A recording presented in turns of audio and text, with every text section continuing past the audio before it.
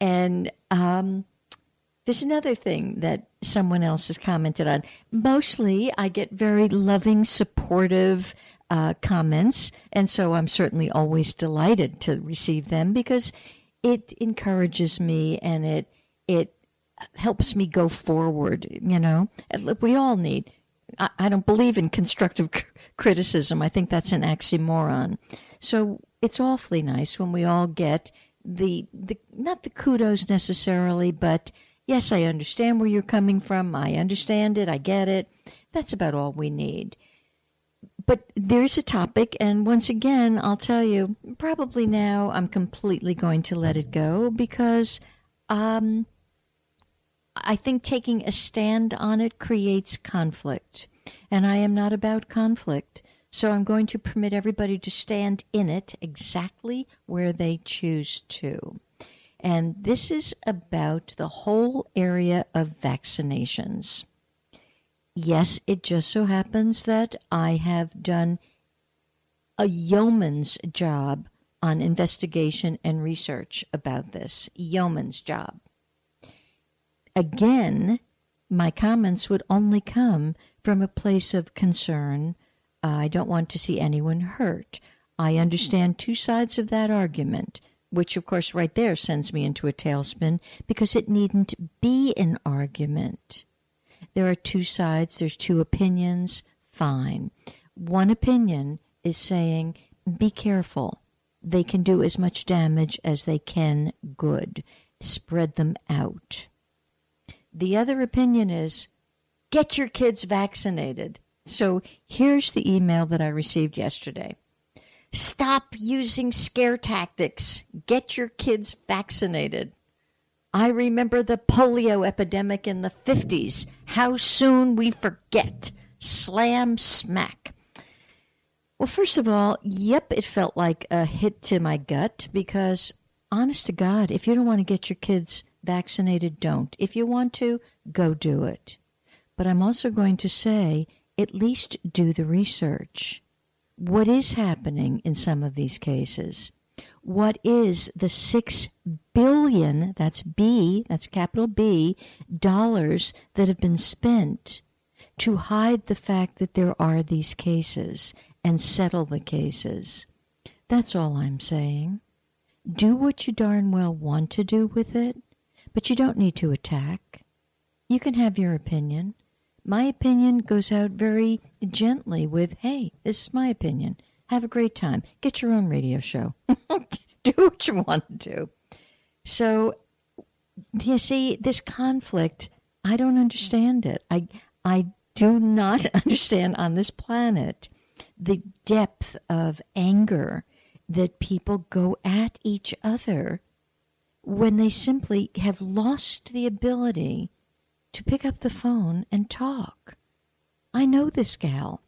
I went to college with her. If she's so flustered, can't we talk this out? So what exactly happened to her in the 50s? You see, I felt badly for her. I'm like, geez, my God, do you have some sort of polio virus that's now come to the surface? What the heck has happened? But that whole vaccination thing is yet another very slippery slope of information. So there's nothing wrong with getting information. I really suggest investigate, get the facts, and then sift it all through your open heart. Do what's right for you. You know, I could pretty much guarantee the people that come at me about vaccinations, either they have been wounded and they don't want to take a look at it, but I can pretty much tell you they have not bothered to explore any of the research. So, okay, have a great time. Along that line, I have some dear friends that I had lunch with over the weekend, and the wife, I've known them for 35 years, so we're very, when you've known somebody for 35 years, you know the ins and outs of each one of them and the relationship. And my goodness, they've hung in there through thick and thin. And the wife has, as long as I've known her, been very, very interested in holistic approaches to health. She tries to feed the family properly.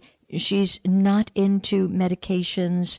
As a child, she had a lot of medications and very severe reactions to them. So oddly, of course, she would try to keep husband also on the straight and narrow.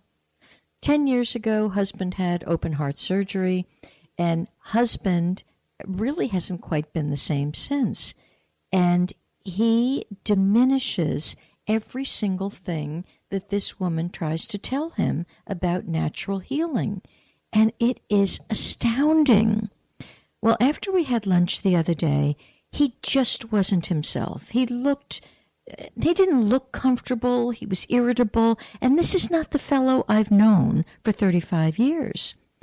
Turns out, the wife and I spoke yesterday, he's suffering from lack of sleep, and yet during the day he's so drowsy he can't keep his eyes open. Gout, pain in every joint. Gout is in his elbows, it's in his feet are numb. He's a mess. So finally, in desperation, because she was sobbing yesterday, I said, please, would you get the meds and look up the side effects? He's having dreadful side effects to whatever the heck they've had him on for 10 years. Well, she called me back. She was beside herself. This one causes inflammation. This one causes gout. This one causes loss of sensation. This one destroys your muscular system. This one, it went on and on and on. And finally she couldn't stand it. We hung up. And the next thing I know, I get a heart-wrenching text from her. And this one is like the icing on the cake. This one, the heart stops beating. Now, I'd like to know at what point when the heart stops beating, you actually get to call the doctor.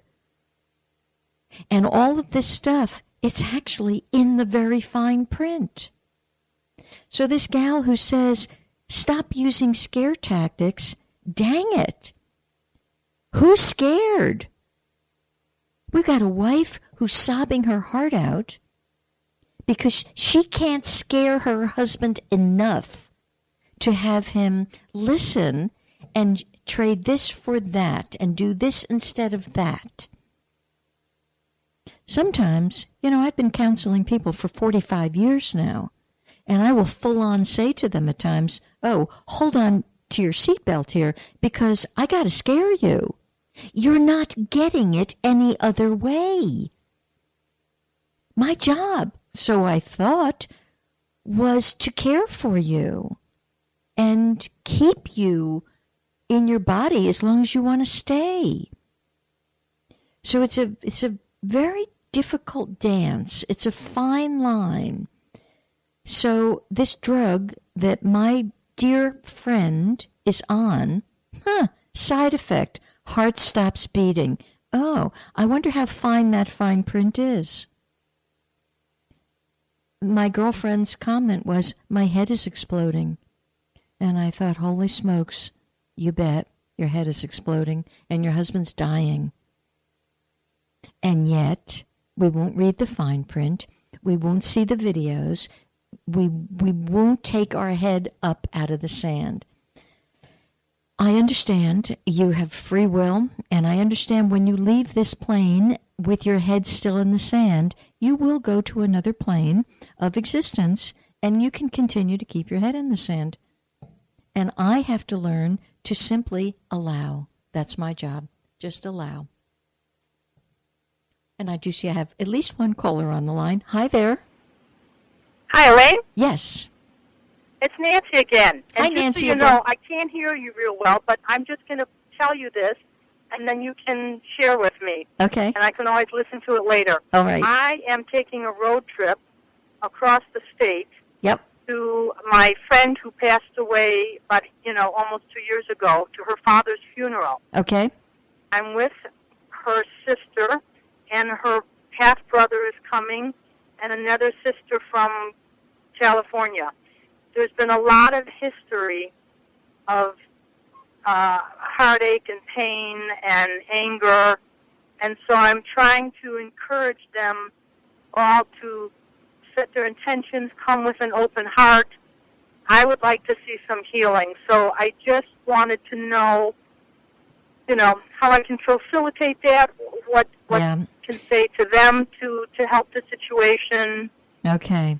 Nancy, I love you dearly, and the talk I've just been given that you probably weren't able to hear, drop your need to see any healing. That's what I've had to do. Drop my need to facilitate anything.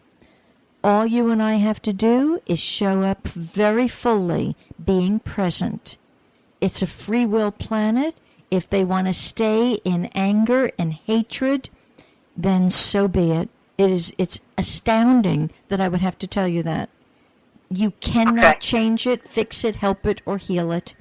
People will not let go of their hatreds and their angers. And today, I'm just in a posture of throwing up my hands and becoming totally detached from their decisions.